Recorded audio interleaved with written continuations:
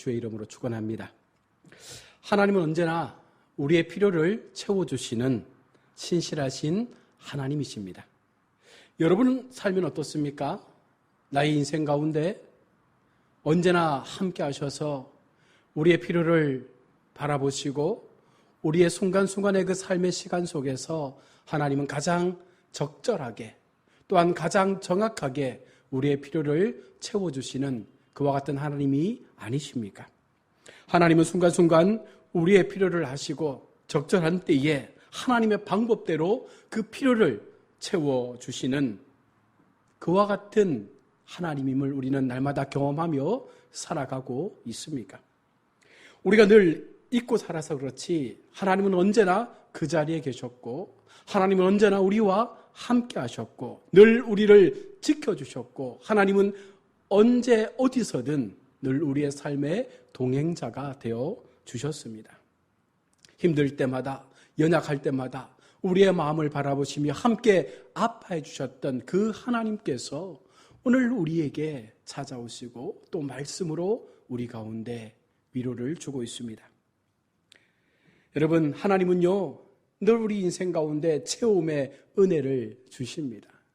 우리가 하나님의 말씀으로 우리의 삶을 살아갈 때에 우리 인생 가운데 하나님이 말씀하시는 그 약속대로 우리가 하나씩 무언가를 비워갈 때에 하나님은 그 빈자리를 주님의 사랑과 은혜로 채워 가신 것입니다.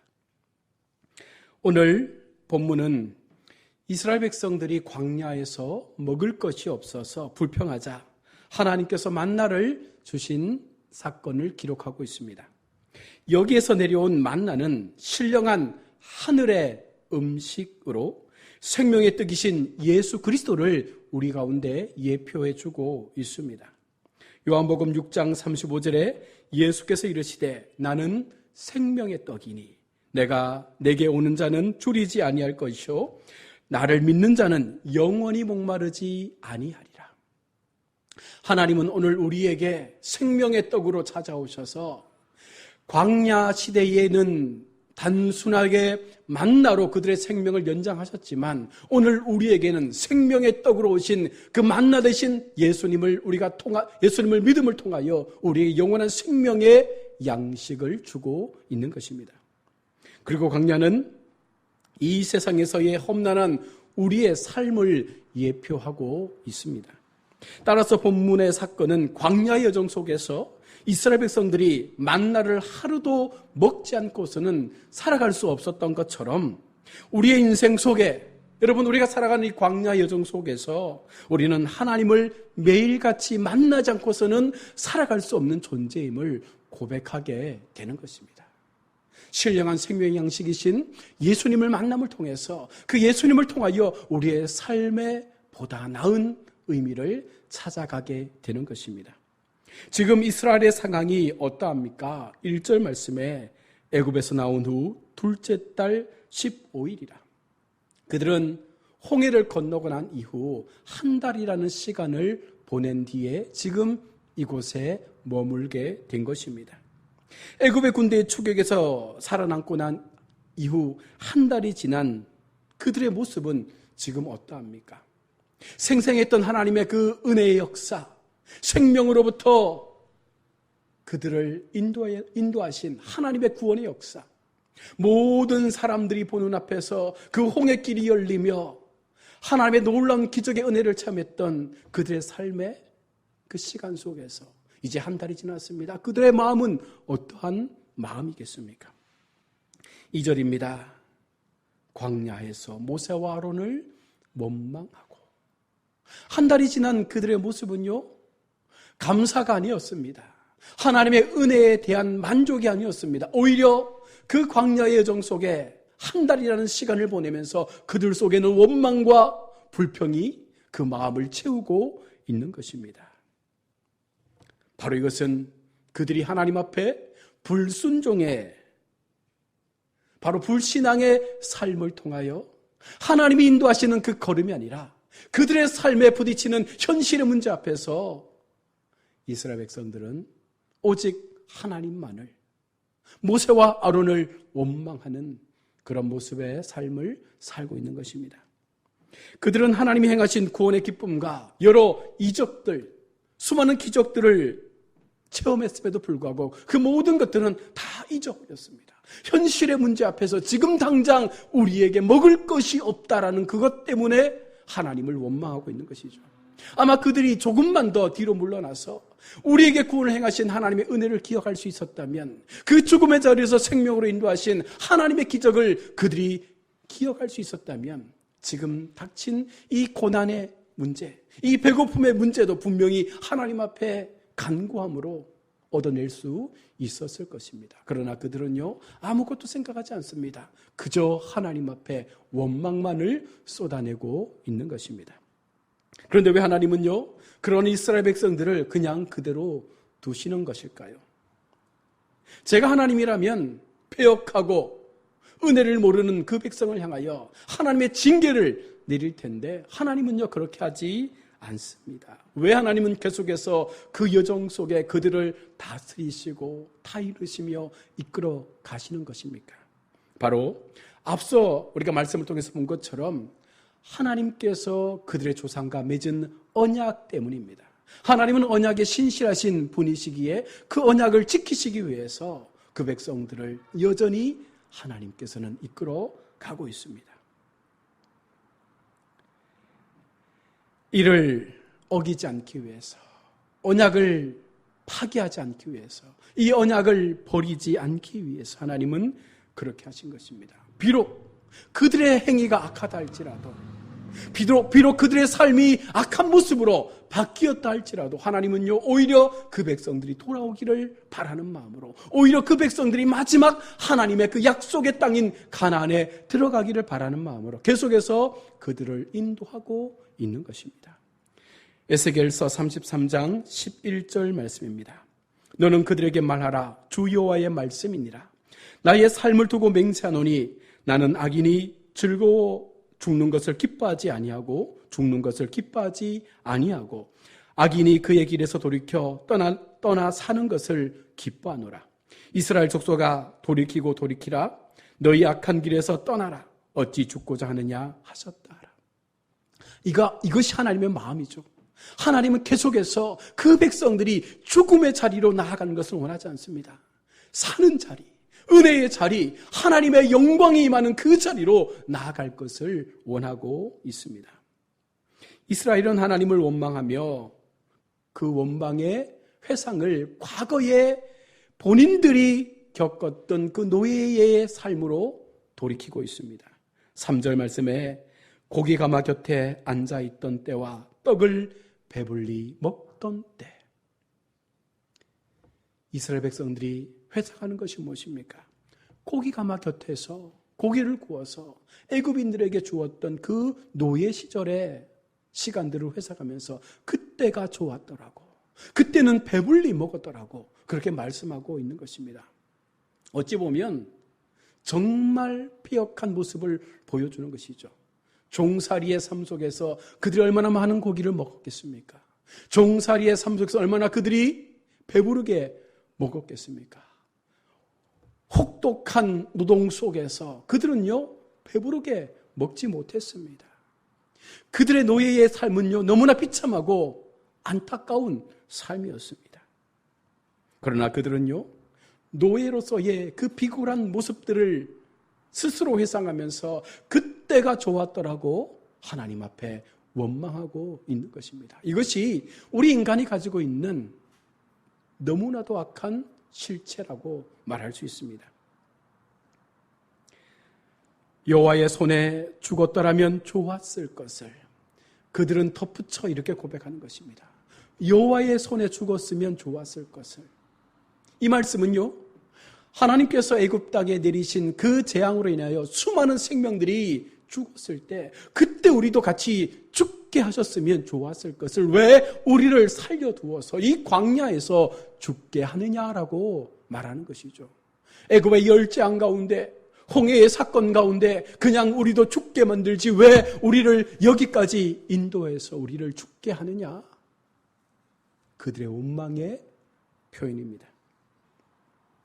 은혜를 모르기에 하나님을 향하여 그 은혜를 원망으로 갚는 이스라엘 백성들의 모습을 보면서 과연 우리는 어떤 마음일까요? 우리는 하나님 앞에 어떤 마음으로, 어떤 믿음으로 우리의 인생의 삶을 살아가고 있습니까? 그럼에도 하나님은 4절에서 은혜를 모르는 이스라엘 백성들에게 또다시 은혜를 베풀고 있습니다.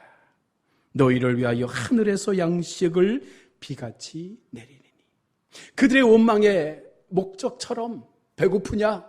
내가 너희를 위하여 하늘로부터 양식이 비처럼 내리도록 하겠다. 하나님은 그들의 육체적 배고픔을 하늘의 양식으로 채워주시겠다 말씀하고 있습니다. 그러나 여기에는 또 다른 하나님의 뜻이 담겨 있습니다. 그들이 내 율법을 준행하나 아니하나 내가 시험하리라. 하나님은 만나의 양식을 통해서 또 그들을 훈련하고 있는 것입니다. 이 만나를 주심을 통하여 이 만나 속에 담겨진 하나님의 그 말씀의 약속에 대하여 얼마나 이들이 신실하게 그것을 지키며 만나를 먹게 하는가. 하나님은 그들을 하나하나 만들어 가고 고쳐가고 있는 것입니다. 하나님은 원망하는 이스라엘을 향하여 그 원망을 또한 내가 들었다라고 말씀하며 덧붙이는 것은 아침 저녁으로 그들에게 만나와 메추라기를 주어 먹게 하실 것이라. 덧붙인 말씀은 바로 그들이 모세를 향하여 원망함은 결국은 하나님께서 대언자로 세우신 하나님을 원망하는 것이다 라고 덧붙여 말씀을 이어가고 있습니다. 내가 너희에게 만나를 주지만 한 가지 기억할 것은 내가 너희 앞에 세운 모세가 너희를 가나안으로 이끌어갈 나의 대리자로 세웠는데 너희가 그 모세를 원망한다는 것은 결국은 나를 원망하는 것이 아니냐. 이제 모세의 기도력 앞에 순종함으로 이 광야의 길을 온전히 걸어갈 것을 하나님은 말씀하고 있는 것입니다. 모세가 이스라엘 백성들로 하여금 불평과 불만의 장소인 그 장막 안에서 모두 나와 이제 광야 가운데 세워진 여호와의 구름 기둥을 바라보도록 했습니다. 이유는 하나님의 은혜로운 보호와 인도를 상징하는 그 구름의 존재를 다시 한번 그들 가운데 상기시켜 줌으로써 그들이 어떠한 불신앙의 모습을 가지고 있었는지를 깨닫도록 하기 위해서 하나님의 구름 기둥을 보여주며 이것이 하나님의 영광이 아니냐, 이것이 하나님께서 우리 가운데 베풀어 주신 놀라운 하나님의 기적의 인도하심이 아니냐. 너희는 저 구름 기둥을 바라보므로 우리가 얼마나 하나님 앞에 악한 삶을 살았는지를 다시 한번 깨닫기를 원하는 마음에서 장막에서 모두 나와 그 구름 기둥을 보라라고 말하고 있습니다. 광야에서의 삶은요, 하나님의 은혜의 삶이죠. 광야에서의 삶은요, 우리의 힘으로 살아갈 수 없는 인생입니다. 그래서 하나님이 공급하시는 만나와 메추라기를 통해서 이 40년의 시간들을 살아가게 되는 것입니다. 결국은 우리가 얼마나 하나님을 신실하게 믿느냐에 따라서 그 믿음대로 우리 인생의 여정은 아름답게 세워져 갈 것입니다. 그리고 하나님은 16절로 20절에서 만나의 규정에 대하여 두 가지로 말씀을 합니다. 첫째는 거두어 드리는 만나의 양은 1인당 한 오멜씩이고, 둘째는 만나의 허용 시간은 당일로 제한을 한다는 것입니다. 여기서 말하는 한 오멜은요, 보리 한 묶음 정도, 오늘날 계량으로 따지면 한 2.3리터 정도의 양을 말하고 있습니다. 이렇게 하신 목적은 먼저 하루하루 개인의 양식을 위하여 하나님만을 의지하고 매일의 삶 속에서 하나님께서 주시는 그 은혜와 사랑을 기억하며 각자의 삶의 자리에서 하나님의 그 마음을 깨닫고 그 믿음으로 살아갈 것을 바라시는 그 마음으로 하나님이 이렇게 그들 가운데 규칙을 세우고 있는 것입니다. 또 하나는 이렇게 말씀함을 통해서 얼마나 이들이 하나님의 말씀 앞에 순종하며 그 말씀의 법을 따르며 그 양식을 먹는지를 하나님은 시험하고 있는 것입니다. 19절에 아침까지 그것을 남겨두지 말라. 내 삶의 여정 속에서 하나님은요, 내일에 대한 삶의 염려를 너희가 할 필요가 없다고 말씀하는 것입니다. 오늘 주신 이 양식, 오늘 먹는 것으로 끝내고 내일의 양식은 내일의 만나가 그들 가운데 임할 것임을 분명하게 하나님은 말씀하셨기에 너희가 그것을 믿는다면 오늘의 것 외에 더 많은 것을 취하지도 그것을 남기지도 말 것을 말씀합니다. 여러분, 인생의 염려 속에서 우리는 늘 내일에 대한 염려를 하며 살아가지 않습니까? 내일을 위하여 염려하지 마라.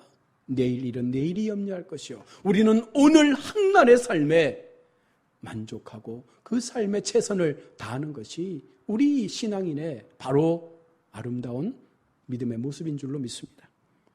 예수님께서도 말씀합니다. 공중의 새와 들의 백합화를 말씀하시면서 이들조차도 하나님께서 먹이시며 입히시거늘 하물며 우리이겠느냐.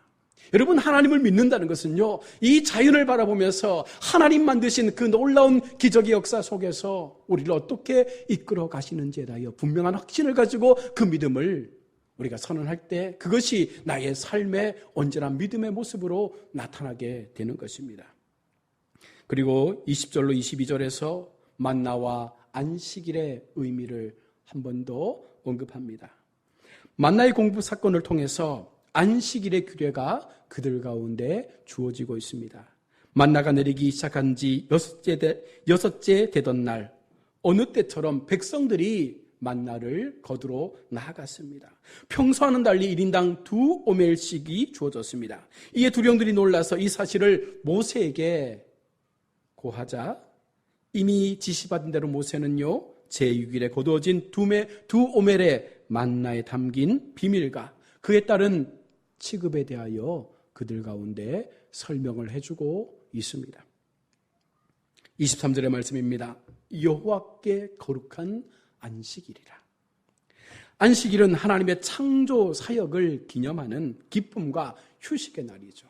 하나님께서 처음 천지 창조를 이루시고 6일 동안 이 창조의 사역을 행하신 이후에 7째 날에 휴식하시고 기뻐하셨던 것처럼 오늘 하나님께서는 7일째 되던 날 오직 하나님을 향하여 안식하며 하나님께만 우리의 모든 시간을 드리기를 원하시고 있다는 것입니다. 하나님의 안식에 피조물된 인간 역시 우리가 그 안식을 바라봄을 통해서 기쁨으로 휴식하며 하나님을 향한 찬양과 경배에 함께 동참하는 것이야말로 안식일 제정 이후에 가장 적합한 목적임을 우리 가운데 들려주고 있는 것입니다. 이러한 안식일의 개념은 그리스도의 부활 이후 첫 주일의 개념으로 승화되고 발전되어져서 지금은 우리가 주일이라는 개념으로 안식일을 섬기고 있습니다. 24절로 25절의 말씀에 보시면 안식일의 양식으로 인해서 염려치 않도록 특별히 배려하신 그 목적을 기록합니다. 단순히 육체적 휴식만을 보장하는 것이 아니라 오히려 인생의 보다 궁극적인 그 문제들을 우리가 묵상하면서 하나님과 친교를 맺고 영원한 안식을 취하게 하려는데 더 큰 의미가 있음을 오늘 성경은 말씀하고 있습니다. 오직 하나님께만 집중하라. 여러분, 안식일, 거룩한 주일, 우리가 하나님을 예배할 때에 세상의 모든 먹고 사는 문제를 내려놓고 오직 하나님 앞에 하나님의 그 말씀에 집중해서 하나님만을 우리가 붙잡는 그 믿음의 안식을 가져야 한다는 것입니다. 그럴 때 우리 인생 속에 진정한 기쁨을 통한, 진정한 감사를 통한 하나님을 향한 경배가 일어날 수가 있는 것입니다. 그리고 한 번 더 덧붙여서 26절로 30절 말씀에서 만나를 주신 목적에 대하여 성경은 거듭 언급하고 있습니다. 만나를 내려주신 목적 중에는요, 이스라엘 백성들의 순종과 불순종의 여부를 시험하기 위한 목적도 있었습니다. 그런데 백성 중 일부가 하나님의 뜻을 전한 모세의 말에 불순종해서 안식일에도 만나가 내려왔나를 확인하기 위해서 밖으로 나간 백성들이 있었다는 것입니다. 안식일에 만나를 거두러 나간 그 백성들의 마음은 어떤 마음이었을까요? 하나님께서 여섯째 날 이틀을 먹을 수 있는 만나를 허락하셨음에도 불구하고 그들 마음 가운데 안식일 날 또다시 만나를 거두러 나아갔다는 것은 여전히 그들 속에 불신앙의 모습들이 남아 있다는 것을 반증하고 있는 내용이죠. 이스라엘 공동체 속에 계속적으로 불신앙의 모습들이 드러나게 될 때 하나님은 애타는 심정으로 그들에게 또 한 번 안식일의 의미를 거듭 강조하시면서 권면하고 훈계하고 있습니다. 안식일을 범한 자들에게 하나님은 왜 책망으로 훈계로만 끝내고 있습니까? 그 이유는 당시에는 하나님의 온전한 율법이 그들 가운데 허락되지 않았기 때문입니다. 이스라엘 백성들이 마치 젖먹이 어린 아이의 모습처럼 이제 율법을 처음으로 접하는 그와 같은 시기였기에 하나님은 어르고 달래서 그들을 하나님의 장성한 사람으로 이끌어가기 위해서 조금씩 훈련해 가고 있는 것이죠. 어느 순간 율법이 완성되어지고 그들 가운데 온전한 율법이 전하여졌을 때에 그들이 안식일을 범하면요, 하나님은 생명을 빼앗는 것으로 안식일을 범한 그 죄에 대한 값을 물었던 것입니다. 그리고 32절로 36절에서 이것을 기념할 것을 명하고 있습니다. 하나님께서는 종종 이스라엘 백성들에게 기념물을 간직하도록 말씀하셨는데 기념의 의식을 준수하도록 명하신 이유가 무엇입니까? 기념물을 보면서 의식을 행할 때마다, 지킬 때마다 하나님의 은혜, 그 큰 은혜를 늘 기억하며 우리가 사는 것이 나의 힘이 아니구나, 하나님의 은혜로 사는 것이구나, 하나님의 놀라운 그 기적을 통하여 살아가는 인생이구나, 이것을 깨닫도록 하기 위함이었습니다. 또한 당대뿐만 아니라 그들의 후손들에게까지도 은혜를 체험시켜 그들이 하나님을 경외하도록 하기 위해서 하나님은 이것을 기념할 것을 말씀하고 있습니다. 사랑하는 우리 성도 여러분, 출애굽기의 말씀을 통해서 하나님께서 이스라엘 백성들에게 주시는 이 말씀은요, 어쩌면 오늘날 광야와 같은 세상을 살아가고 있는 우리에게 전하는 말씀과도 같은 것입니다. 여러분, 인생을 살아갈 때 우리의 힘으로 살 수 있습니까? 우리는 내일 일을 모릅니다. 한 시간 후에 어떤 일이 일어날지도 우리는 모릅니다. 우리는 늘 그 시간 속에서 하나님 주시는 그 생명의 호흡을 따라서 살아가는 연약한 존재입니다. 그래서 이 광야와 같은 세상을 살아갈 때에 우리에게 반드시 필요한 것은 바로 말씀 대신 하나님을 향한 그 언약의 신실함을 믿고 내가 끝까지 이 광야의 여정을 마치는 그 순간까지 하나님과 함께 하겠다라는 그 믿음의 고백이 없이는 우리는 이 길을 온전히 걸어갈 수가 없는 것입니다. 얼마나 힘들고 어려운 걸음입니까? 여러분, 한 치 앞도 내다볼 수 없는 그와 같은 인생 앞에 여러분, 우리가 하나님 없이 어떻게 이 걸음들을 하루하루 내디디며 살아갈 수 있겠습니까? 오늘 이스라엘 백성들은 하나님을 원망하며 모세를 원망하며 하나님 앞에 불신앙의 모습을 보여주었지만 우리에게는 그 불신앙이 없어야 할 것입니다. 전적으로 신뢰하며 전적으로 말씀 앞에 세워주신 우리의 믿음의 모습들이 정말 하나님 앞에 온전함으로 드려질 수 있는 거룩한 안식일에, 거룩한 주일에 우리의 모든 세상의 염려와 근심을 다 내려놓고 나를 이끌어주신 하나님을 향한 그 영광의 찬송과 기쁨으로 우리가 하나님을 예배할 수 있는 그 마음들이 우리 삶 가운데 세워질 수 있기를 원합니다. 하나님은 지금 오늘 우리에게 그것을 원하시고 있는 것이죠. 우리를 다듬어 가시고 훈련해 가시면서 비록 어린 아이의 모습의 신앙을 가졌지만 어느 순간 시간이 지났을 때에 그 어린아이의 신앙에서 머물지 않고 장성한 신앙으로 세워져서 예수 그리스도를 본받는 그와 같은 신앙의 삶으로 세워져서 이제는 하나님의 약속하심이 우리 속에 의심 없이 믿어지는 하나님의 은혜 앞에 완전한 자 되어져서 그 걸음을 담대하게 걸어갈 수 있을 때 여러분 그곳에 기적이 나타나는 줄로 믿습니다. 우리 인생 속에서 하나님은 한 번도 우리를 버리신 적이 없잖아요. 하나님은 한 번도 우리의 인생의 삶에서 우리를 놓아버린 적이 없습니다. 그런 주님의 사랑 기억하시면서 끝까지 우리의 영적 가난에 도착하는 그 시간까지 믿음으로 이 신앙의 경주를 걸어가시는 저와 여러분 모두가 될 수 있기를 주님의 이름으로 축원합니다.